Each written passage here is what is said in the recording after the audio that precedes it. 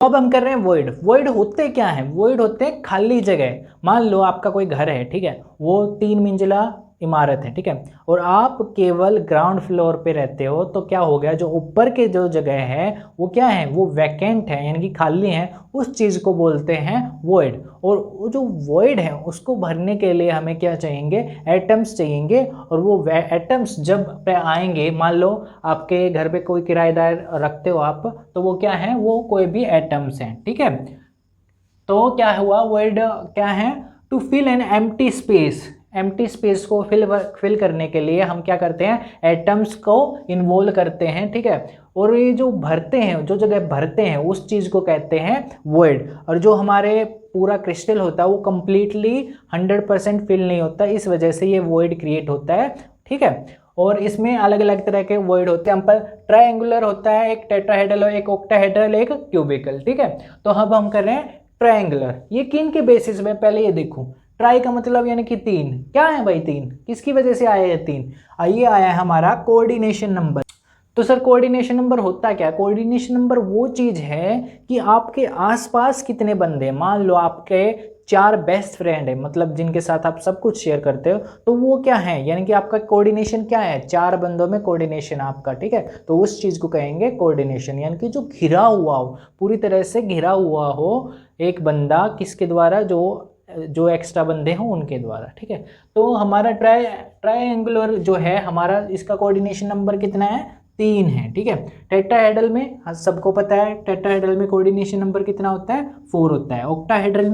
Octahedral में होगा हमारा 6। और ये जो क्यूबिकल है, हमने पहले पढ़ा कि कॉर्नर्स पे प्रेजेंट होता है, उसका कोऑर्डिनेशन नंबर हो गया हमारा 8, ठीक है। अब इसकी रेडियस देखेंगे, ये हमारे लैटिस वाले एटम नहीं है, ये हमारे लैटिस वाले एटम नहीं है, ठीक है। ये जो खाली जगह बची उसको फिल करने के लिए आए हैं, तो इस वजह से ये एटम आए प्रेजेंट हुए हैं। तो इनका जो साइज होगा उससे बहुत कम होगा जो हमारा एक्चुअल में लैटिस में है। मान लो ये हमारा एक एटम ये है जो लैटिस वाला है, एक एटम ये है और एक एटम ये है, ठीक है। ये हो गए हमारे 3। और यहाँ पे जो प्रेजेंट होगा, मान लो ये हमारा क्या है, ये हमारा आ गया आपका वॉइड को फिल करने के लिए एक एटम आया है, ठीक है। अब इसका जो है, इसका है आर, कैपिटल आर, और इस चीज़ का ये जो छोटा वॉइड बना ये है स्मॉल आर, ठीक है। तो इस स्मॉल आर के ऊपर ट्रायंगुलर के लिए आर की वैल्यू जो होती है, आर की वैल्यू बताई इन्होंने 0.155 आर बताई, ठीक है, 0.155 आर, यानी कि जो कैपिटल आर है उसकी कितनी है, 0.155 है, ठीक है। अब देखो टेट्राहेड्रल में कोऑर्डिनेशन कितना है, 4, यानी कि 4 होंगे। मान लो कैसे होंगे 4 भाई, ये 3 तो एज इट इज हैं, ठीक है, ये 3 तो हो गए हमारे। अब क्या हुआ, जो हमारा चौथा एटम है वो क्या है, वो ऊपर की तरफ है, मान लो ये ऊपर की तरफ है, ठीक है, ये ऊपर की तरफ है, और अंदर की तरफ क्या है, हमारा एटम है, ठीक है। अब क्या हुआ, इसको कैसे कैसे सराउंड करें, 3 तो ये कर रहे हैं और एक ऊपर की तरफ आ गया, ठीक है। अब कर रहे हैं हम ऑक्टाहेड्रल में क्या होगा भाई, आपके मान लो ये 4 बंदे हैं, ठीक है, ये 4 तो हो गए, 4 बंदे हैं, और यहाँ पे जो प्रेजेंट है ये क्या है, हमारा ऑक्टाहेड्रल वॉइड हो गया, ठीक है। और अब क्या हुआ, इसके ऊपर से है कोई बंदा, एक तो ऊपर वाला हो गया, ठीक है। मान लो एक चीज है, ये है, मान लो इसको एक ऊपर से भी दबाव देंगे, एक ऊपर, देखो एक ऊपर की तरफ एक नीचे की तरफ, तो ऐसे ही है। 4 तो यहाँ पे हो गए, नहीं ऊपर यानी कि बाएं दाएं हो गए, लेकिन एक ऊपर एक नीचे, ये क्या है, ये हमारे अलग अलग एटम, यानी कि एक एटम ऊपर एक एटम नीचे, तो ये क्या होगी, इसकी कोऑर्डिनेशन नंबर होगी 6। कैसे होगी भाई 6, एक ऊपर एक नीचे 2 और 4 ये प्रेजेंट ही है, ठीक है। ये आ गया हमारा कोऑर्डिनेशन नंबर 6 ऑक्टाहेड्रल में, ठीक है। और इसकी जो रेडियस होगी वह कितनी होगी, इसकी होगी 0.414 आर। ये याद करनी जरूरी है, एक हमारी टेट्राहेड्रल की याद करनी जरूरी है, वो आर कितनी होती है 225 आर। और इसके क्यूबिकल की क्यूबिकल में क्या होगा कि 8 एटम जो हैं वो क्या करेंगे, सराउंड करेंगे एक सिंपल किस चीज़ को, वॉइड को। जो हमारा क्यूबिकल वॉइड है उसको 8 जो है हमारा लैटिस वाले एटम जो है वो उसको सराउंड करेंगे, ठीक है। और इसका जो आर है वो किसके बराबर होता है, 0.732 आर के। तो एक चीज़ नोटिस कर रहे होगे आप कि जो हमारा आर का साइज है वो इंक्रीज हो रहा है। सबसे ज़्यादा कितना है, स्मॉल आर का, वॉइड का मतलब क्यूबिकल वॉइड का सबसे ज़्यादा है, फिर हमारा ऑक्टाहेड्रल वॉइड का, फिर हमारा टेट्राहेड्रल वॉइड का, और उसके बाद ट्राइएंगुलर का, ठीक है।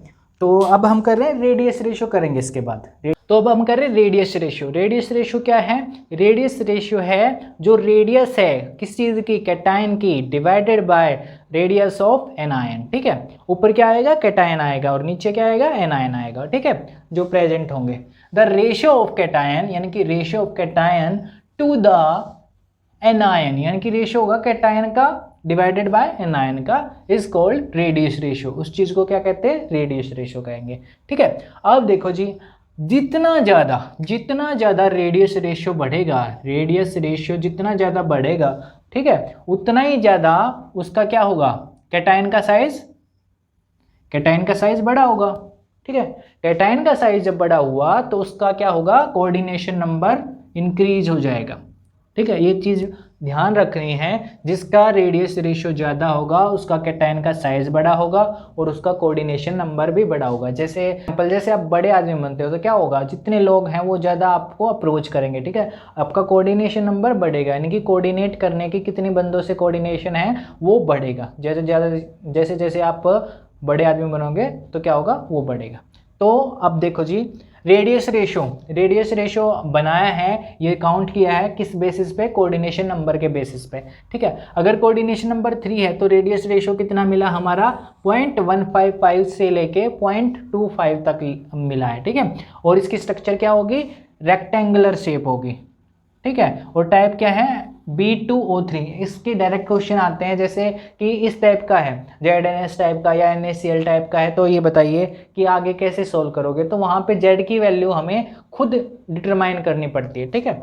फॉर एग्जांपल 0.225 से लेके 0.414 का कोऑर्डिनेशन नंबर कितना होगा, 4 होगा। और इसकी स्ट्रक्चर कैसी होगी, टेट्राहेड्रल शेप होगी। और कैसा टाइप है, ZNS टाइप है, ठीक है। अगर 0.414 से लेके 0.732 तक है तो उसका कोऑर्डिनेशन नंबर 6 होगा। और स्ट्रक्चर कैसी होगी, ऑक्टाहेड्रल स्ट्रक्चर होगी, NaCl टाइप कह सकते हैं, ठीक है।